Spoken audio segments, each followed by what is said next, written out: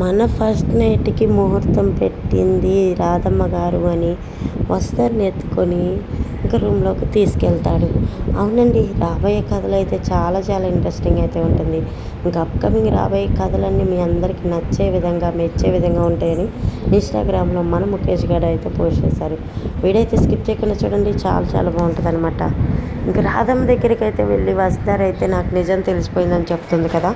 ఆ మాటకి ఇంకా రాధమ్మ అయితే ఒక్కసారిగా షాక్ అయిపోతుంది. అమ్మ వస్తారా, ఏం చెప్తున్నావు అమ్మ, నువ్వేం మాట్లాడుతున్నావు అమ్మ, వస్తారా అని చెప్పి అంటూ ఉంటే, నాకు తెలిసిపోయింది బామ్మగారు, ఇంకా మీరేం భయపడమాకండి, నేను ఇంకా రంగా గారిని రిషి సార్ అని వెంట పడను అని చెప్పేసి వస్తారా అంటూ ఉంటుంది. ఆ మాటకైతే రాధమ్మ ఒక్కసారిగా షాక్ అయిపోతుంది. ఈ విషయాలను నీకు ఎలా తెలుసమ్మా అనగానే, నాకు నా రిషి సార్ మొత్తం చెప్పారు బామ్మగారు అని చెప్పి వస్తారైతే ఇంకా వెళ్తూ ఉంటుంది. ఇంతలోకి రంగా వచ్చి ఇంకా నానమ్మ అని చెప్పి పిలుస్తూ ఉంటాడు.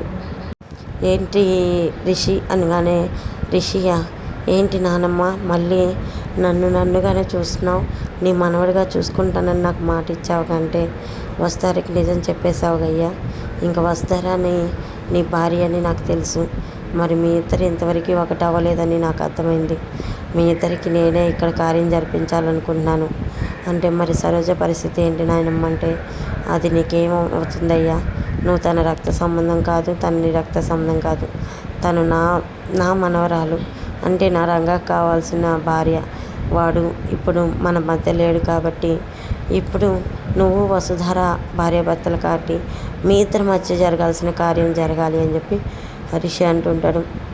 ఆ మాటకి ఇంకా రంగా అయితే నీ ఇష్టం నాయనమ్మ అని వెళ్తాడు. వసుధర అప్పుడే నడుచుకుంటూ వెళ్తూ ఉంటుంది లోపలికి. నడుచుకుంటూ వెళ్తున్న వసుధరని అయితే రిషి అయితే వెనక నుంచి పట్టుకొని ఎత్తుకొని గిట్టడం తిప్పుతూ ఉంటాడు. అయ్యో అయ్యో సార్ ఆగండి అంటే, వస్తారా ఇంకా ఆగేది ఏం లేదు వస్తారా, మన ఇద్దరి జీవితం నిజంగా పూల పాటైపోతుంది, అమ్మ కోరిక నెరవేరబోతుంది వస్తారా అని రిషి అంటుంటాడు.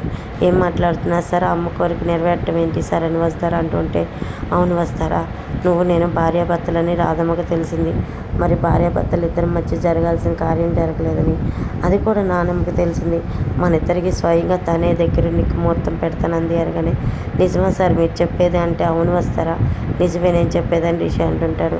మరి చూద్దాం రిషి వస్తారని ఇద్దరిని కలిపి రాధమ్మ ఏ నిర్ణయం తీసుకుంటుంది వాళ్ళిద్దరిని కలిపి అనేది ఇంక రాబోయే వీడియోలో చూద్దాం. చూసారు కదండి, ఈ వీడియో నచ్చితే తప్పకుండా లైక్ చేయండి. ఈ రెడ్ గులాబీ అంటే ఇష్టం లేని అమ్మాయిలు ఎవరున్నారండి?